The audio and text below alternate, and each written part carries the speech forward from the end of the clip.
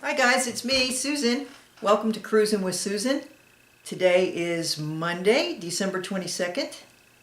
And if one more person asks me if I'm ready for Christmas, I think I'm going to scream. Actually, I'm feeling kind of grinchy. I always say I'm ready for it to be over. That's not really very cool. But I don't know. Don't get me started on Christmas. I think our culture is very messed up about what we've done to it. But anyway, I want to go on with what I promised in the title of today's post, which is a 3-second mood booster, stress reducer technique that you can use whenever you need it. I find myself, the more that I do it, the more aware I become of the times when I need it.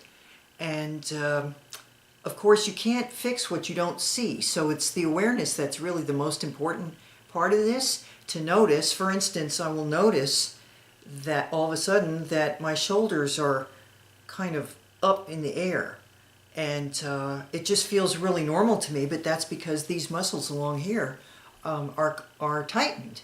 And so they pull the shoulders up. It's probably, put that out of the way. It's probably adaptive. It's like if you're under stress and you have to be ready for attack or something. I mean, you've got to be ready for fight or flight, okay? But just walking around like that is probably going to take a toll on your body. So that's the stress management part. The mood booster part is that we can kind of go into a kind of a slouch because we're feeling bad, or just because we're just hunched over our devices or our computers or something. We can be feeling overwhelmed. We can feel tired. We can feel sad, and all those feelings. It's okay to feel anything that you feel, but there might be times where, if you become aware of it, you would like to change what you're feeling. And this is a way that you might prepare to do that. Okay, let me show you what it is. Okay, step one, drop your shoulders. In yoga, we talk about feel like there's a string pulling your head up towards the ceiling. Drop your shoulders, then roll them back. And that can feel kind of like you're trying to kind of squeeze your shoulder blades together in the back. And then lift your chin. Chin up, as they say in the British movies. Chin up, old boy. It's not that bad. Well, even if it is that bad, putting your chin up and your shoulders back creates an opening, a physical opening for you to, what would I call it? Prepare to express, to move. Putting your chin up opens your throat area. They talk about chakras. There are chakras in that area. There's one in your throat, okay, your chest. Opening this area allows you, I think, mentally to feel more engaged with the world. You're looking the world in the eyes instead of looking down or being looked down on. Okay, we tend to kind of slump into ourselves. We can be having a lot of mental activity going on, but it doesn't go anywhere. It just swirls around. It just kind of keeps us down.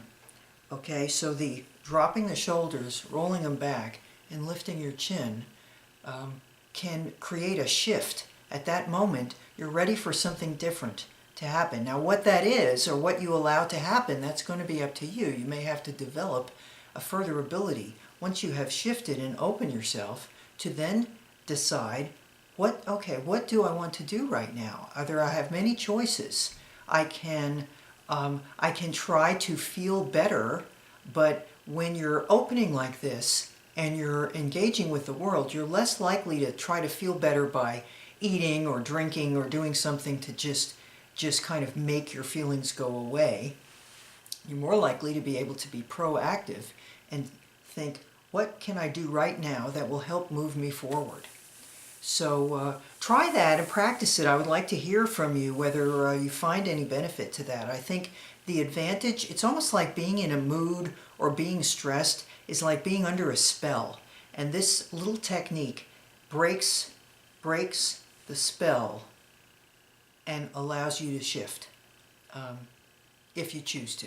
It really, it gives you the opportunity. You have to take the opportunity and go somewhere with it. Okay? A couple of other things I want to tell you tonight. One is I saw a really fascinating movie that some of you might enjoy. It was called Wild, and it's Reese Witherspoon. She's the actress, I think, and it was quite a good job she did. But also, I think she produced it as well.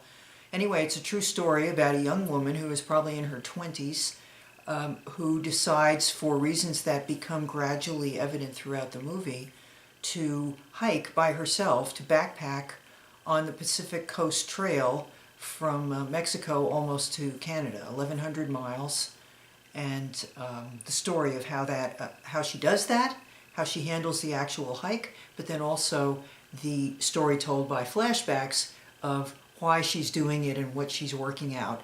The purpose for my recommending that is because I think it's a very interesting look at the journey to self-acceptance, and that self-acceptance, as I've told you more than a few times, I think, includes warts and all, accepting yourself as you are with the choices you've made, rather than the regrets or the self-hate that go along with thinking that you should be some other way, you should have done things differently, you should be perfect.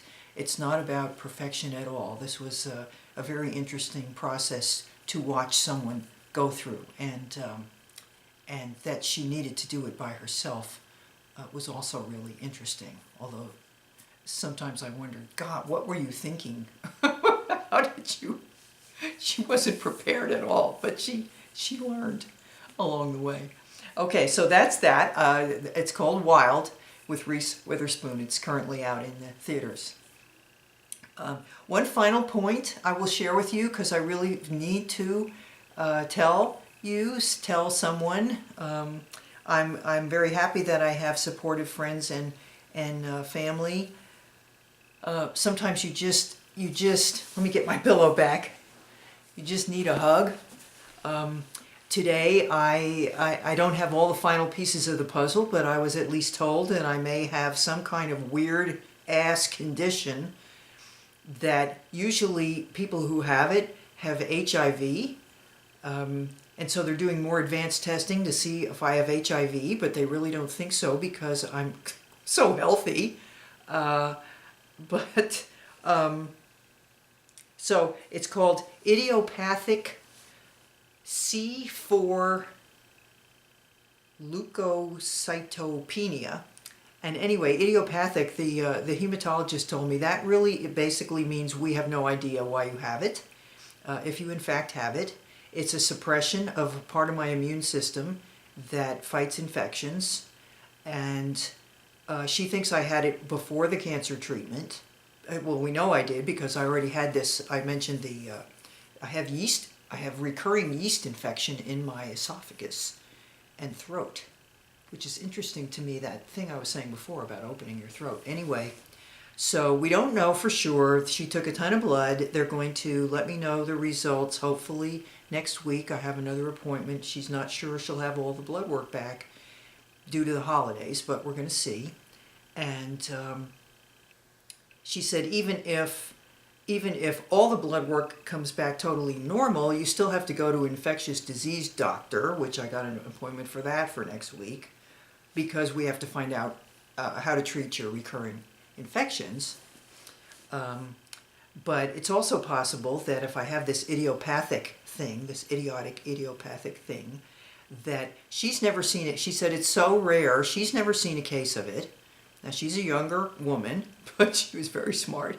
She's never seen a case of it, so I would probably need to go to see a specialist in either Dallas or at the National Institute of Health in Washington, D.C. I'm like, look, I've always wanted to be special. I used to kind of like getting sick or having something wrong with me because I'd get a lot of attention. But this is now beyond. I think I've outgrown that. I don't really need to be special in this way. So I was feeling kind of, I'm not a catastrophizer, so I'm not going to go all crazy thinking the worst